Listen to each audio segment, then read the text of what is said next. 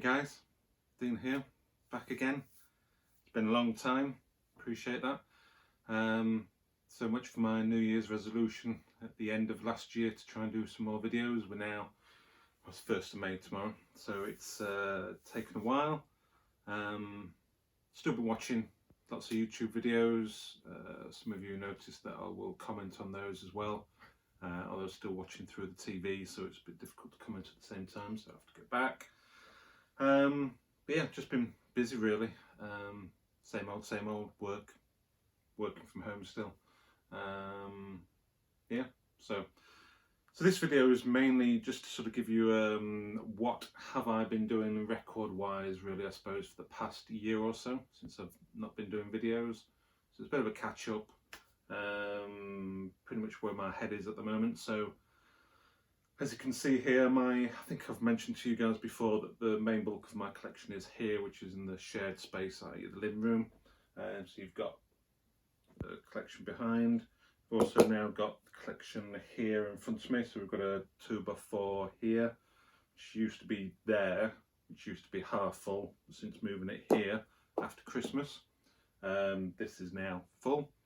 That is full, so I'm rapidly, or have essentially run out of room, so potentially we're going to put another probably 1x4 at the top there just to finish there, just to do some overspill as it were. I did have another sort of 8 to 10 boxes of records in there, half of which were going anyway, so they were being used as a record fair fodder. So I'd sold a lot of the stuff anyway. It's obviously been picked over.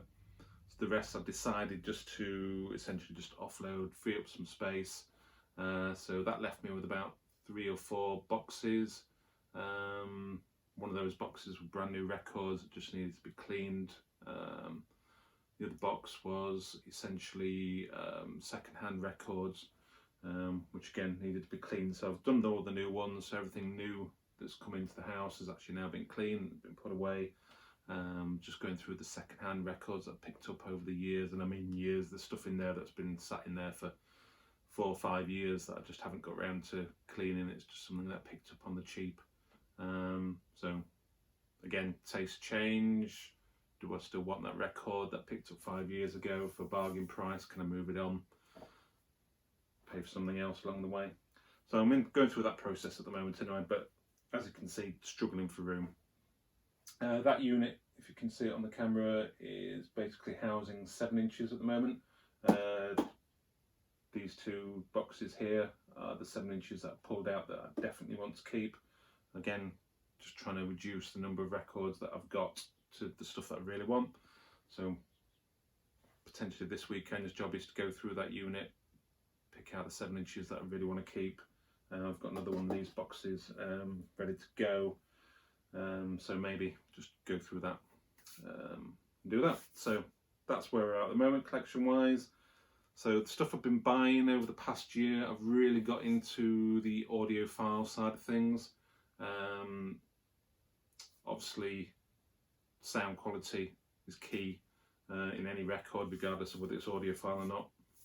You get some really bad pressings out there regardless of where it came from sometimes.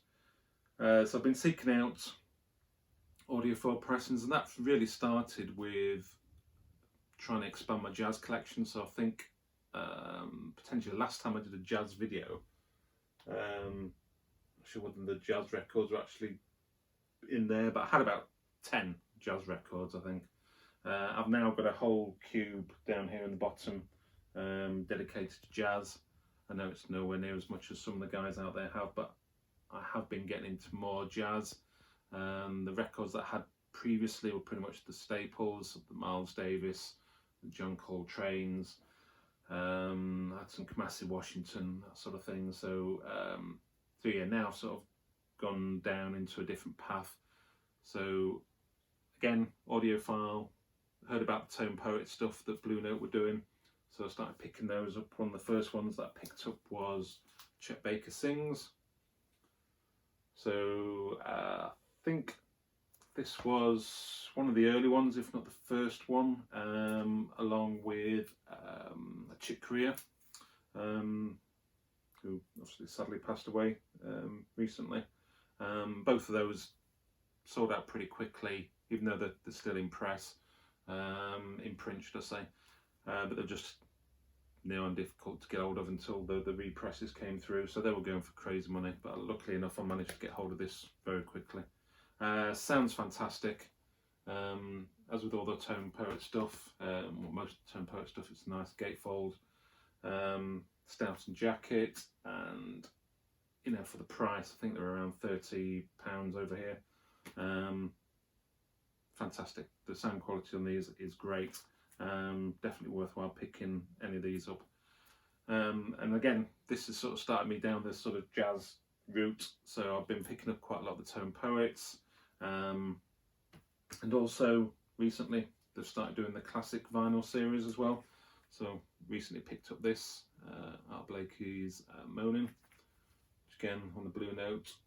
So they've been going through, I think they've been going about 6 months now, and I've picked up most, not all. Again, these are just crazy, selling out really, really quickly and then commanding a bit of a resale price. Something I'll get to at the end of this video. So yeah, so jazz really. I say I've gone from 10 to about, I don't know, 60, 70 records in the space of 5 months. So yeah, been buying a lot of jazz, listening to a lot of jazz, so that's really, really good. Still on the audiophile kick, so a company a lot of you will know is Analog Productions. I can't remember if I had any of their records before this year, but certainly picked up quite a few since. So recently picked up The Doors. I'd already picked up Waiting for the Sun. I really love the sound quality on that. It's a 2 LP 45 edition. Again, you know, same sort of quality in jackets. Sound quality is just great on these. Really good pressings. Analog Productions are really good when it comes to pressing quality. They do everything at the QRP factory. But yeah, just sound great, and everything was done from the original analog master tapes. Everything is all analog. So unless you want to fork out for one of the originals, and if you can find one in really good condition, then I think this is the next best thing. I had picked up a couple of the Rhino issues, which sound okay, but I think they're all done from Digital Masters. You can compare it to one of these, and it's, you know, it's not even in the same ballpark. Even on my sort of meager system, I don't have an amazing setup at all by any stretch of the imagination, but it's a good solid sort of basic to intermediate setup, but you can tell the difference. So that's The Doors, self-titled. I've got another one on the way as well. One of the other big names in the audiophile market was MoFi, Mobile Fidelity. I think I've shown quite a few of their records over the years, so I think most of the Weezer catalogue came out on MoFi, so I picked those up anyway. One of the MoFi releases that I've been trying to get after for a while was Megadeth's Countdown to Extinction, and I managed to find a copy at last. So again, this is a 2 LP set. This is a different mix than the original album release. So I think Dave Mustaine went back into the studio, remixed it. It doesn't sound better or worse, it sounds different, is what I would say.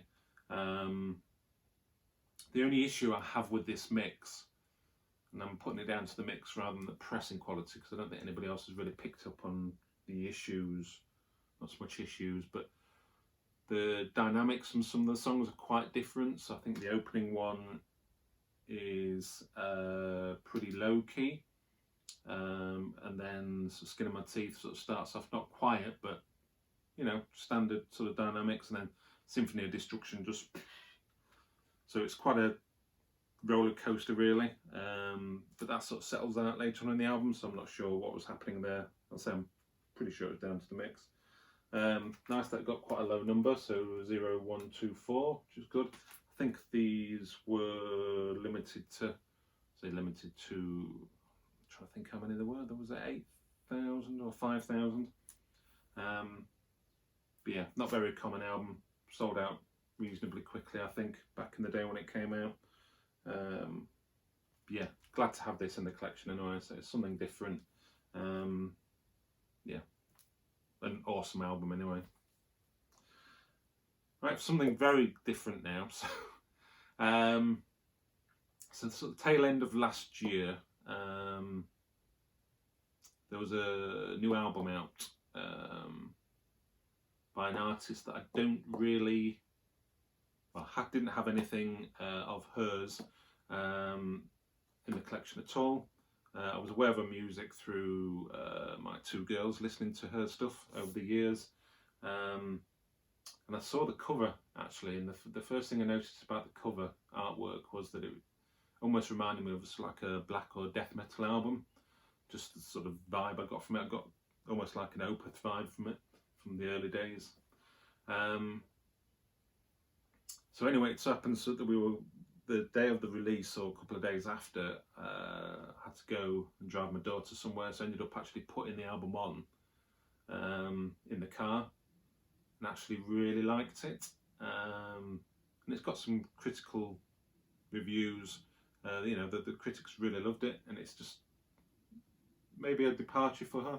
But I mean, it was all done in lockdown, and essentially it was recorded with a couple of guys that one of the guys she'd worked with before, another chap, Aaron Dessner, that she hadn't, from the National, Taylor Swift, put you out of your misery. So yeah, potentially it could be a surprise for some people as to that I've picked up a Taylor Swift album, potentially not. So I do have quite a bit of pop in my collection, and I do tend to prefer pop when it's sung by female singers rather than male, for whatever reason. But this album is, for want of a better word, sublime. It surprised me, actually. I've listened to this quite a few times now, and potentially I would say that this is my favourite album from last year. I didn't pick the vinyl version up until I think it was January time. It was difficult to get hold of, I think, since it's had a repress. But yeah, it's just, I don't know, it's just the vibes that she's given over, just the way that the songs are quite laid back, well written. It's not like an out and out pop album. It's got sort of some maybe earlier country tinges. I say she's worked with a guy from the National, and Jack Antonoff from, I think I've said that right, from Bleachers, I want to say, and that comes through. I think the collaboration that she did, and from watching the documentary that was on Disney Plus recently, you can see that she's worked with, you know, these guys, sort of taken their views and so forth, and it's certainly been more of a collaboration, I think, on this album and the follow-up that she made, Evermore, which is due to come out on vinyl at the end of May, which is, again, is a very good album, although I don't think it's as strong as this one, but this is a really good listen. And I know a lot of people, potentially, certainly anybody that's sort of into metal, I mean, if you'd have asked me 5 years ago, would I have bought, if you'd have told me, you know, you're going to buy the Taylor Swift album on vinyl, I'd have laughed at you. But happy to have this. The pressing quality is pretty good. It struggles a bit on the sort of the inner groove, sort of distortion side of things, but for the most part, it is pretty good. It's split over 2 LPs, that definitely helps. But yeah, the cover, obviously sort of take away Taylor in the middle. I just sort of saw that from a distance, or in a small thumbnail, and it just reminded me, obviously with the muted colours, black and white obviously, or grayscale, and the forest, it just reminded me of a metal album cover, to be honest, and that sort of piqued my interest. The name Folklore, yeah, sort of very witchy, sort of metally. The music isn't at all.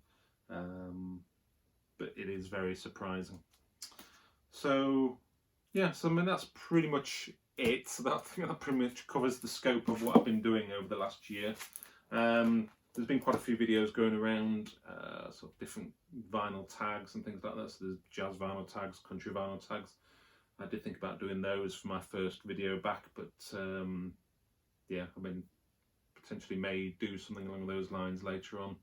I want to sort of try and get back into the Iron Maiden Spotlight series and get that finished off, and just try and keep you up to date with where I am, and go through some of my collection. I mean, one of the things that I did as also part of the cleaning process of what I'd had left was put everything on Discogs, and I amazed myself actually with some of the stuff that I'd actually had. I didn't realise that I had certain things in the collection, so that was good, an eye-opener to go back and sort of listen to those albums and again see things that I've still wanted to keep hold of, some things maybe that I was willing to let go. So anyway, that's it. It's enough for me waffling for my first one back. Again, thanks for the messages for those of you that reached out. As I mentioned before in my last video, I'm still here. I'm still active on YouTube, just not in front of the camera. Hopefully that will change, but we'll see. Anyway, thank you guys. Hope everybody is well out there. Yeah, and keep listening to the tunes. Catch you guys later.